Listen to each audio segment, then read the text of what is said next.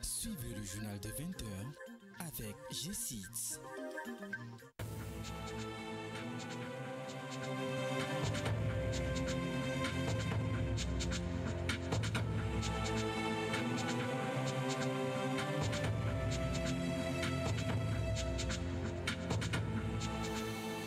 Mesdames, Messieurs, bonsoir. Merci de votre fidélité. Voici le sommaire de ce journal. Les chrétiens de toute obédience ont commémoré ce dimanche la Pentecôte, synonyme de la descente du Saint-Esprit sur les apôtres du Christ. Dans les églises, les fidèles ont célébré l'événement, le point dans cette édition. La commune de Dogo, à travers ses élus locaux, adhère au programme d'action du gouvernement. Les conseillers communaux ont exprimé ce week-end leur adhésion à la boussole du gouvernement.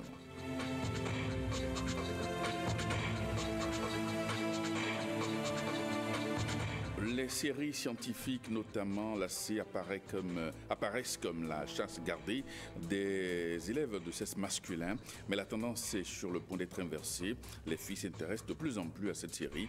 Dans cette édition, vous suivrez le magazine de Koudou Sablé. Et merci et bienvenue à cette édition. La Pentecôte est célébrée également dans l'église du Christianisme Céleste à travers le monde entier, au Bénin en général et à Cotonou en particulier. Les chrétiens célestes n'ont pas manqué de se réjouir pour l'effusion du Saint-Esprit. Voyons ce reportage de Patrick Diosso. Église du Christianisme Céleste, paroisse Alpha Omega de Cotonou. La chorale immaculée en ce jour d'effusion du Saint-Esprit chante l'Esprit Saint en Yoruba, Emimimo, qui est en Goun, Bigbawiwe. Justement, c'est par Bigbawiwe que le commun des Béninois du Sud désigne les fidèles de cette église fondée il y a 70 ans par son révérend pasteur prophète Samuel Bilou Joseph Oshofa. Papa Oshofa, quand l'Esprit est descendu sur lui, Jésus lui a dit, je te donne l'ordre. Il faut fonder l'église du christianisme céleste, typiquement africaine et dahoméenne avant de devenir béninoise. Et maintenant, c'est devenu universel. Universelle église. Ici, à la paroisse d'Akosombo, le collège des grands devanciers réfléchit sur ce que chaque fidèle fait du Saint-Esprit offert par Dieu. Dieu, lui, il est miséricordieux, il a donné le Saint-Esprit à tout le monde. On a prié intensivement pendant 7 jours sur nos différentes paroisses. C'est bien. Maintenant, les fruits du Saint-Esprit, c'est ça qu'on voit dans Galates 5, à partir du verset 20. Le fruit de l'Esprit, c'est l'amour, la joie, la paix. Joie et paix sont ici chantées par la chorale Emoja Saint-Maurice d'Akosombo. Une joie qu'on retrouve chez la chorale La Voix de l'Éden. Nous sommes sur la paroisse de Kadjéry. La fête de la descente du Saint-Esprit, c'est en ce moment-là que les gens constatent que un fond peut parler Bariba sans être Bariba. Un fond peut parler Aoussa sans être Aoussa. Dans l'église du christianisme, nous avons les dons des langues. Comme don offert pour cette Pentecôte, une bénédiction spéciale, Urbi et Orbi. Que la paix soit et demeure sur tout un chacun de vous. Et puis les fidèles de l'église Sacré-Cœur de Cotonou ont célébré aussi ce dimanche la Pentecôte, comme toutes les autres paroisses du territoire national. Mais chez eux, la joie était double car les fidèles artisans ont fait une action de grâce pour remercier Dieu. Reportage. La fête de Pentecôte a été célébrée dans l'allégresse ici à la paroisse Sacré-Cœur de Cotonou. Animation, louanges et bénédictions étaient au rendez-vous. La descente de l'Esprit Saint a un sens particulier chez les catholiques. La Pentecôte, donc, c'est le jour où le Saint-Esprit, qui est la troisième personne de la Sainte Trinité, est descendu sur les apôtres de Jésus pour leur donner la force et les confirmer dans la foi. Comme disait Jésus, il prendra ce qui est de moi pour vous le faire connaître. Donc l'Esprit est revenu sur ce que Jésus leur a dit. Vraiment, en concentré, c'était tellement dense, 3 années seulement. Les apôtres ne pouvaient pas tout garder, ça c'est normal. Alors l'Esprit est venu pour leur rappeler ça et les accompagner, leur donner la force pour que la mission puisse continuer, la mission de salut de l'humanité. Pour les fidèles ouvriers et artisans de la paroisse, tous vêtus de rouge et de blanc, c'est également l'occasion de rendre grâce pour l'innovation faite à leur endroit. Aujourd'hui, c'est notre anniversaire, notre premier anniversaire, parce que à l'époque, on ne fait pas les messes de 8 heures ici. Donc, nous avons parlé à notre curé que les 8 heures de chaque jour, sauf samedi, nous allons faire messe pour les particuliers, nous les particuliers, les commerçants. C'était donc la joie de tous les cœurs. Et dans le cadre de cette célébration, l'apostolat cité du cœur immaculé de Marie Awa Didier Kédé a organisé 3 jours d'évangélisation publique et d'intercession pour les fidèles chrétiens catholiques. Cette année, c'est la paroisse Saint-Louis de Périgueux de la diocèse de Cotonou qui a été retenue pour l'événement. Et donc, nous partons Edmond Humpo pour le reportage.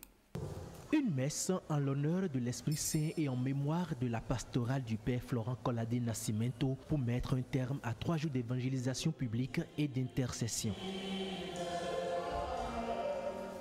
Mais avant, ces fidèles chrétiens catholiques sont entretenus sur le thème « Vous recevrez une puissance, le Saint-Esprit survenant sur vous et vous serez mes témoins ». Acte 1, verset 8.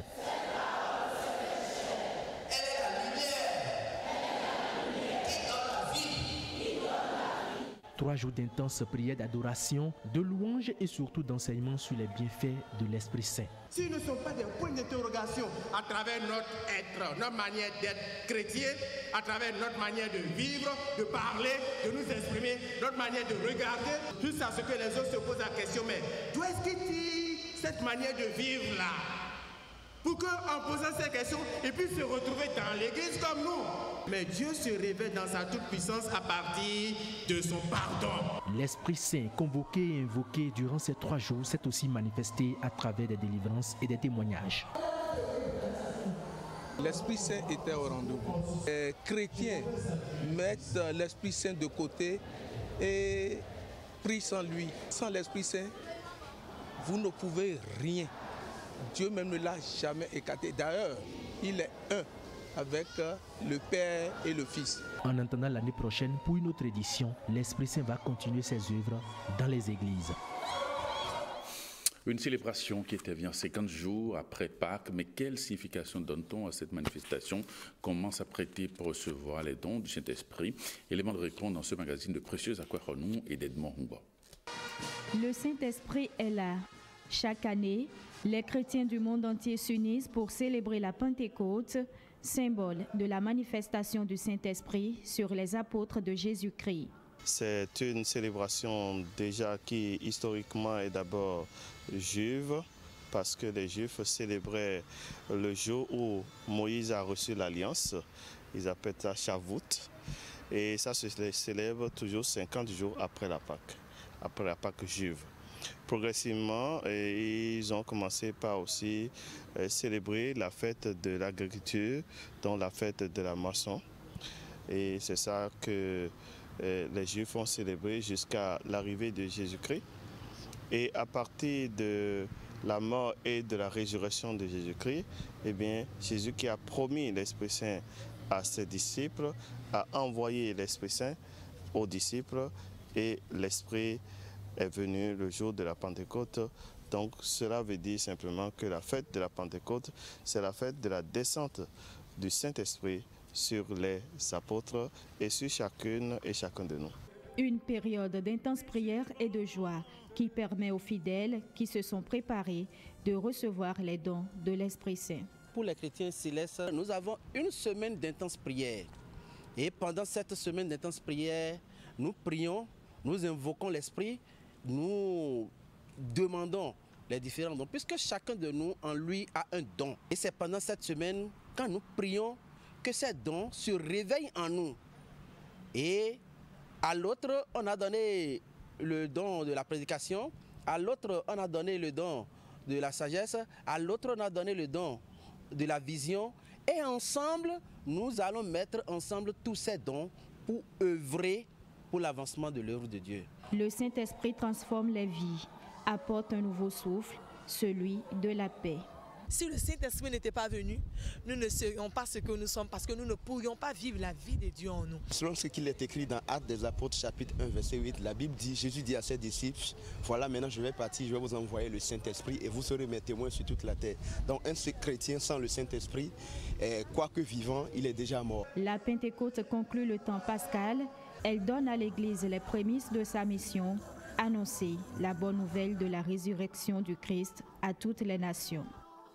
Et on reste dans la même dynamique pour comprendre cette autre explication de cette célébration. C'est au micro de Mylène Fanon et de Dean Bouraïman. La fête de la Pentecôte, c'est la fête de l'effusion du Saint-Esprit. Et c'est une fête particulière pour tous les chrétiens en général. Elle est très importante et elle est très capitale pour tout chrétien céleste. Et un chrétien céleste qui s'amuse avec la célébration de la fête de Pentecôte perd beaucoup de choses. Perd beaucoup de choses parce que c'est une fête pendant laquelle nous avons une semaine d'intense prière. Et pendant cette semaine d'intense prière, nous prions, nous invoquons l'Esprit, nous demandons les différents dons, puisque chacun de nous en lui a un don, où nous avons des dons, des différents dons.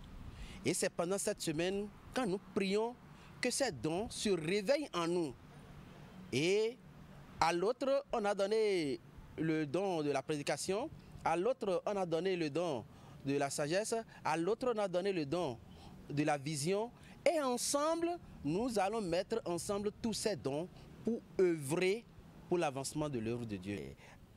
Actes chapitre 2, versets 1 à 4. Les disciples de Jésus étaient ensemble quelque part et ils étaient en train de prier. C'est en ce moment précis que l'Esprit Saint est arrivé et chacun a commencé par parler dans sa langue où d'autres ne comprennent pas. Donc c'est un don.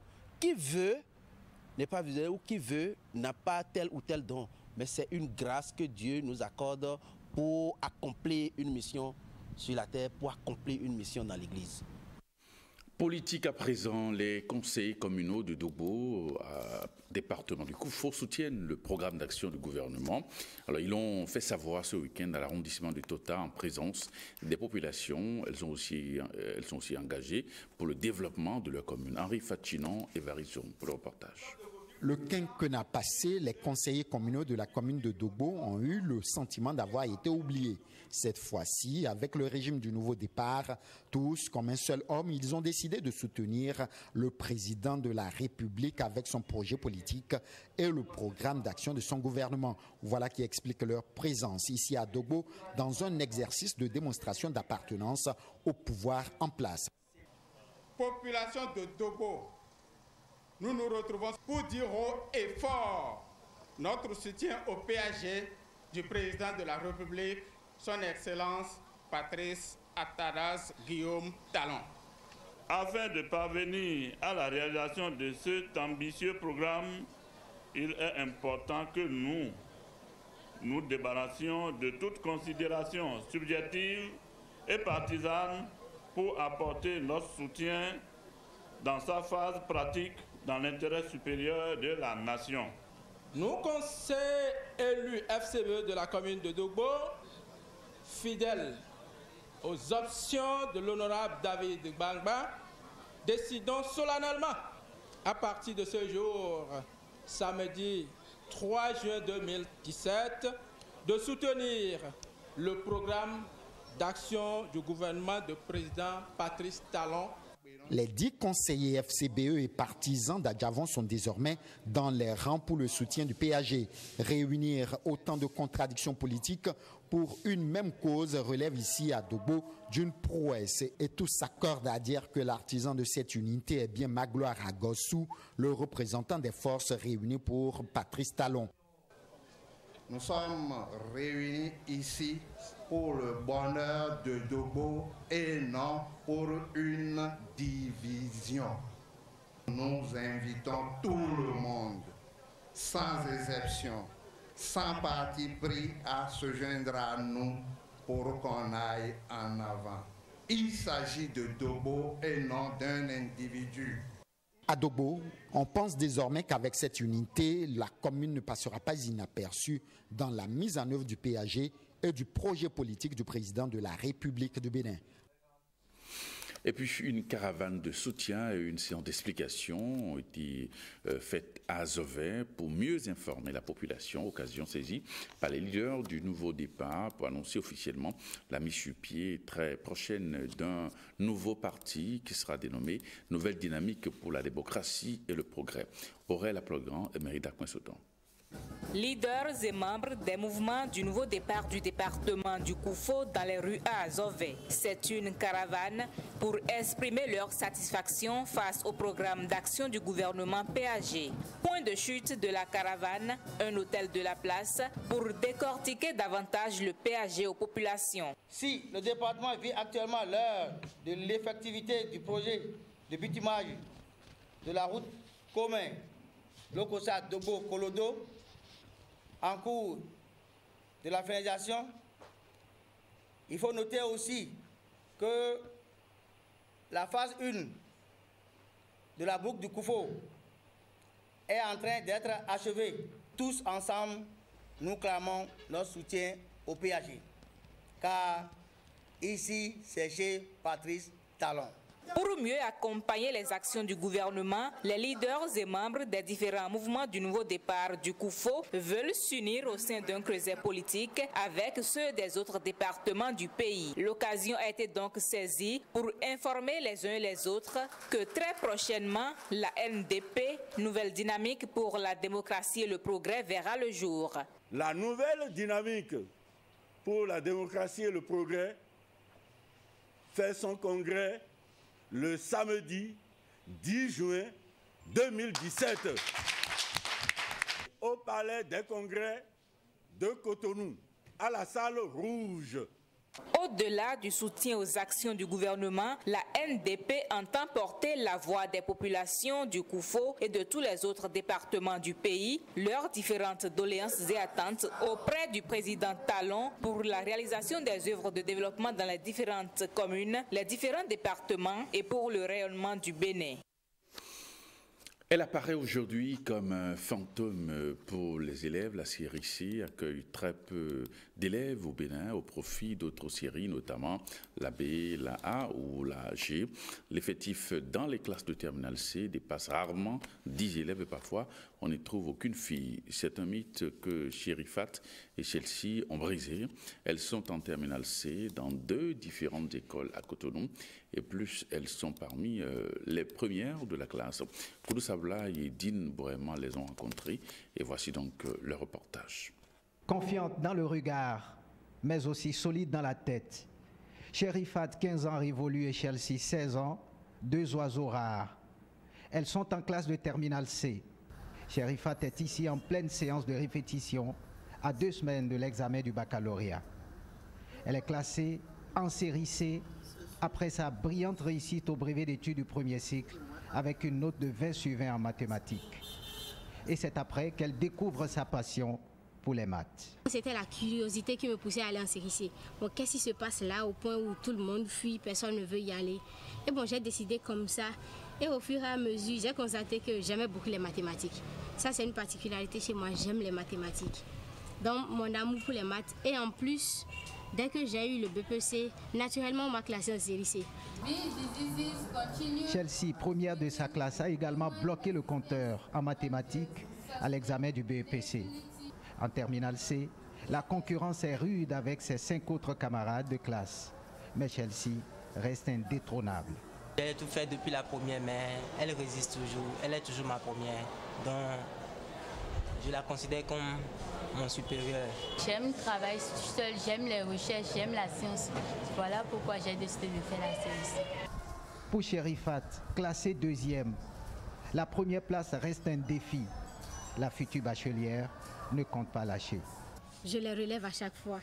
J'ai eu à en faire la preuve et ils savent très bien de quoi je suis capable. Donc s'ils tiennent vraiment à ce qu'un garçon soit toujours le premier de la classe, il faudrait mieux d'éviter de me chercher des noix sous le temps. Ils me connaissent assez bien sur ce plan. Lorsqu'il s'agit du travail, je suis assez sérieuse. En termes de notes pour les devoirs passés, je crois qu'elle a beaucoup progressé et j'admire, je lui ai déjà félicité, je l'avais déjà félicité parce que je trouve que si je ne vais pas en arrière et aller réfléchir sur certaines choses, alors là, pour ce second semestre, je risque d'être dépassé. Ambiance détendue. Cherifat se retrouve avec les siens. La candidate au baccalauréat série C fait la fierté de ses parents. Mon professeur de mathématiques, et l'autre fois m'a dit que on peut avoir espoir, hein, et que maintenant ce n'est plus... Et pour la réussite, il n'y a plus de doute. Maintenant, c'est sur la mention que lui, il faut qu'il y ait mention très bien. Je suis tellement fière d'elle, d'avoir une fille comme elle. Chaque fois que je fais les 5 prières, là, je prie pour elle. Pas de doute chez Chelsea. Son père reste confiant. Le bac C est déjà un acquis pour sa fille. Elle a eu 17 et quelques au BEPC. Elle doit maintenant, je lui ai dit, la test sera encore plus facile au baccalauréat. Le succès au baccalauréat, on sait que le succès, bon, sans devancer Dieu, je sais que le succès est garanti. Succès garanti pour Cherifat et Chelsea, candidate à l'examen du bac série C, session de juin 2017. Preuve que la série C n'est pas seulement réservée aux hommes et non plus à une catégorie d'élèves. S'inspirant de ses 20 années d'expérience dans l'éducation, Valek Akaiklele a écrit un ouvrage intitulé « Concilier l'économie et le social par l'éducation ». La cérémonie de lancement de ce livre a eu lieu ce week-end au campus de Cotonou, à l'Université Polytechnique Internationale Obiang-Nguema Mbazogo, Brice-Tibozo, Patrick Diosso. Un auteur, je suis en train de développer un peu le livre. C'était de bureauticien, il devient fondateur d'un centre de formation. Un titre, Concilier l'économique et le social par l'éducation. Cet ouvrage va constituer une sorte de référence pour tous les acteurs du secteur de l'enseignement supérieur au Bénin comme en Afrique.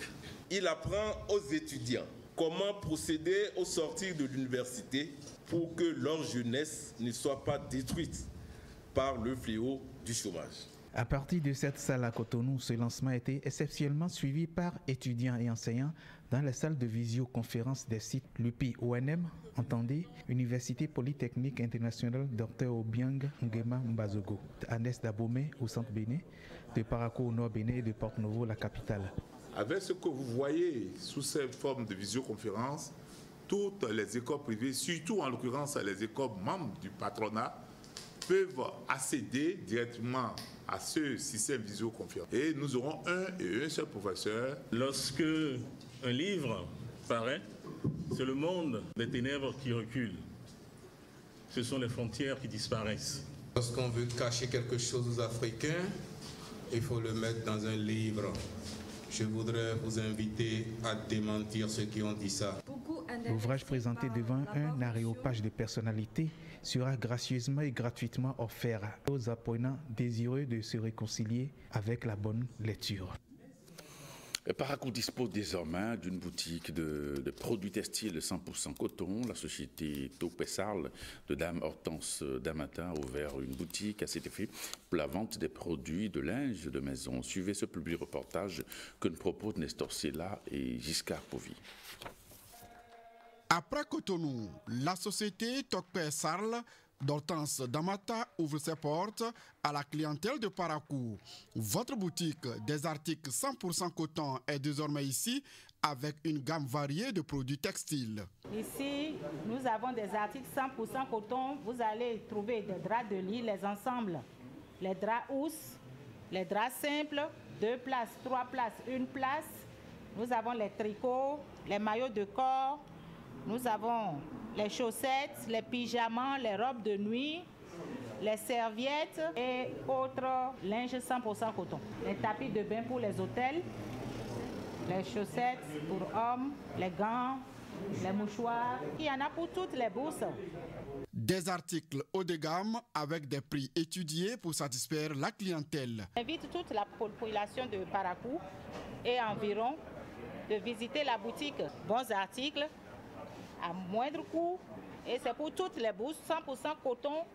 La qualité y est et ils peuvent compter sur nous pour satisfaire tous leurs besoins en lingerie. Vraiment, quand je suis venue, j'ai expérimenté ici. Vraiment, c'est de coton 100% que je n'ai jamais vu dans ma vie. La société Tokpersal, spécialisée dans les textiles 100% coton, est située au quartier de Pau. Notre boutique coton 100% Tokpersal est située à 150 mètres du carrefour da Silva en allant vers le lycée Mathieu Bouquet.